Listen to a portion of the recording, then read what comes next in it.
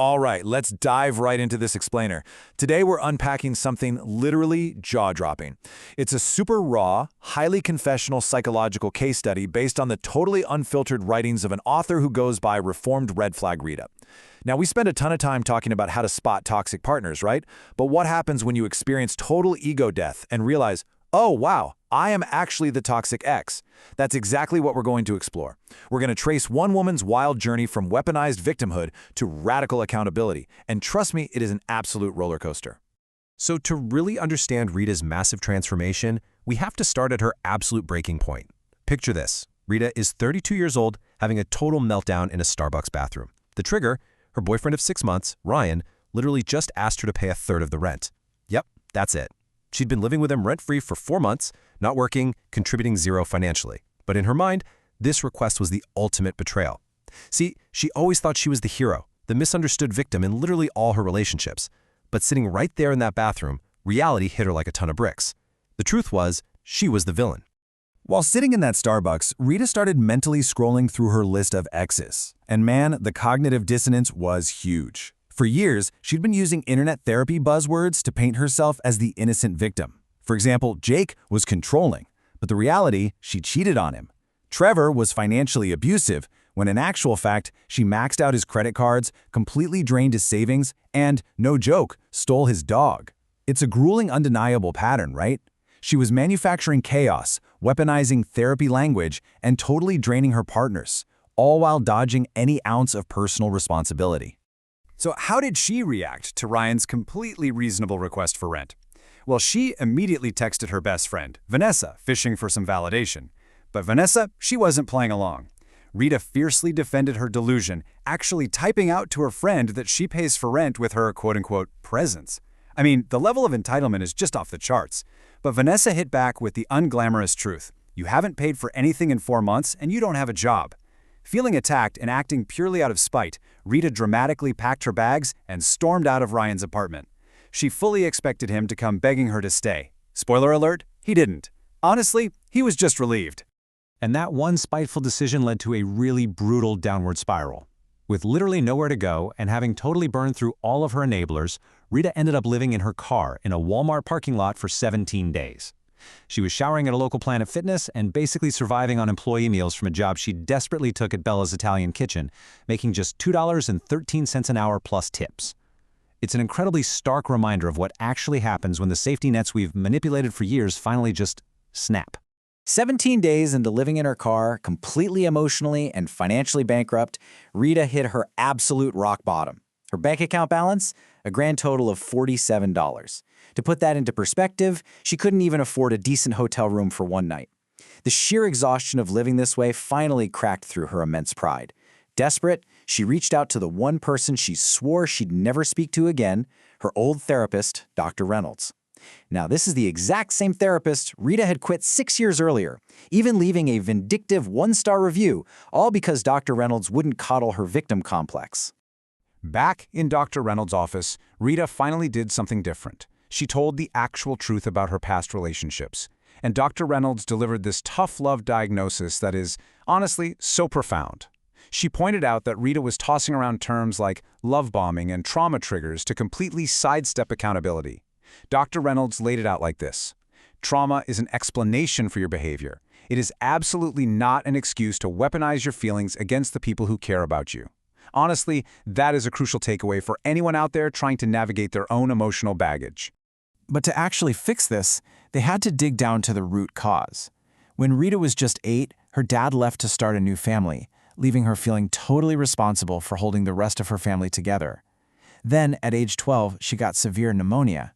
Because she couldn't help around the house, her brother got sent away. So her young brain internalized a really dangerous lesson. Needing help is dangerous, and if I'm not constantly holding things together in a crisis, I'll be abandoned. Fast forward to age 32, and this manifested directly as her manufacturing crises in relationships just so she would feel needed. This really highlights the twisted logic behind her codependency. She admitted, "I create problems only I can solve. I make myself indispensable." You see, Rita had spent her entire adult life confusing total chaos with passion. Subconsciously, she believed that acting like a helpless parasite was the absolute only way to guarantee a partner wouldn't pack up and leave.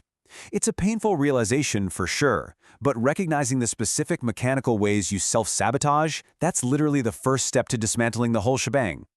Okay, so here's the million-dollar question. How do you actually recover from being the toxic one? Well, after breaking down and calling her mom for help, Rita had to sign a grueling, non-negotiable contract to rebuild her life. We're talking strict, actionable steps here. She got 6 months to live at home rent-free, but she had to keep that restaurant job no matter how tough it got. She had to do therapy twice a week, save 30% of her income, commit to 6 months of strict celibacy, and, this is the kicker, she had to personally apologize to everyone she had hurt.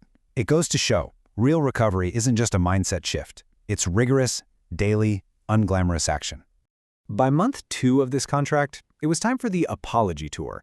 And wow, the results were a massive reality check. Because true accountability means accepting that the people you've deeply hurt are under zero obligation to forgive you. Her former best friend Mia appreciated the apology, but flat out refused to be friends again. Trevor, the ex whose dog she stole, straight up told her he did not forgive her. And Ryan? He bluntly said that dating her was an exhausting experience. Rita had to just sit there with the immense, heavy discomfort of those truths without getting defensive or playing the victim. As she rigidly stuck to her contract, kept her serving job, and stayed single, Rita hit a totally new wall. Dr. Reynolds called it the void. See, when you finally strip away all those dysfunctional coping mechanisms and the toxic relationship drama, you're left with this overwhelming sense of emptiness and anxiety.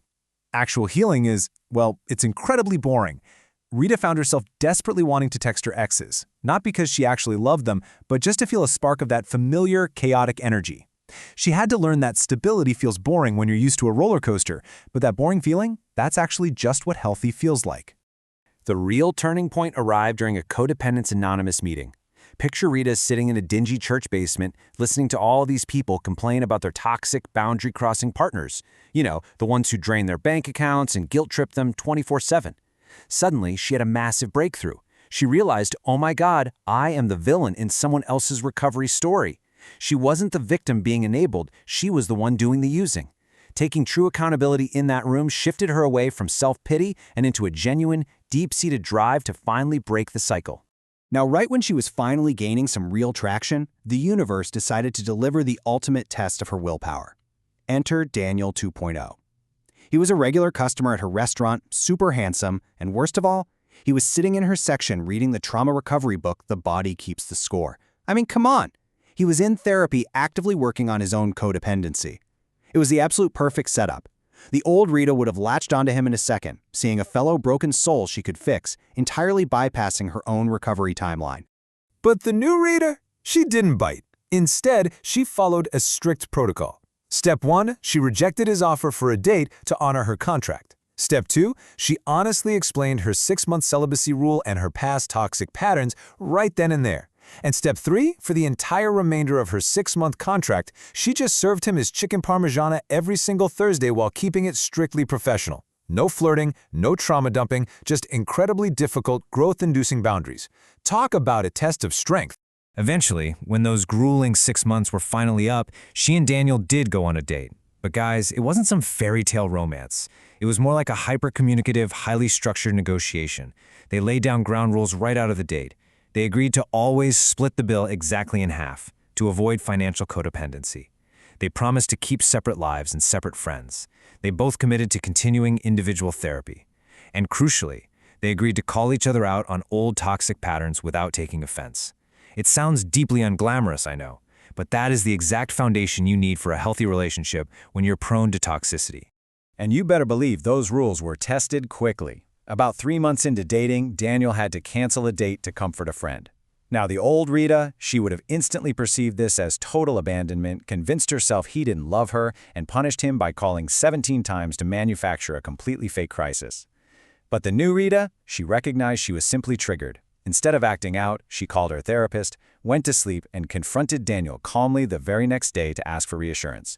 She literally practiced actual emotional regulation in real time. It's a real game changer. This newfound emotional maturity paved the way for something entirely unprecedented for Rita. About 8 months in, Daniel told her he loved her. Now, the old Rita would have immediately blurted it back just to lock down that relationship security. Instead, she waited. She waited 6 full weeks to say it back. She needed to ensure she absolutely meant it, not out of some desperate need, but out of genuine care. As Daniel so perfectly put it, real love isn't about saying the right things at the right time. It's about showing up honestly, even when it's utterly terrifying to risk everything. The results of all this grueling work, they speak for themselves. At her 1-year recovery milestone, Rita had saved $7,800 of her very own money. That's huge. She kept her job, actually earned an assistant manager promotion, and moved into her own apartment. Now, let's be clear. She didn't magically cure her toxic impulses. She still had them. But the big difference is, she finally had the tools to identify her triggers and the discipline to just not act on them. She permanently replaced her victimhood with real agency. Rita's journey forces all of us to take a really hard look in the mirror. I mean, it's so easy to spot toxicity in other people, right? But it takes immense courage to recognize it in ourselves. So, as we wrap up this explainer, I want to leave you with this final provocative question based on Rita's story. When you look back at your own relationship patterns, are you really the hero of your story, or are you the red flag? Personal growth is incredibly grueling, but as we've seen today, the beautiful reality on the other side is absolutely worth the work.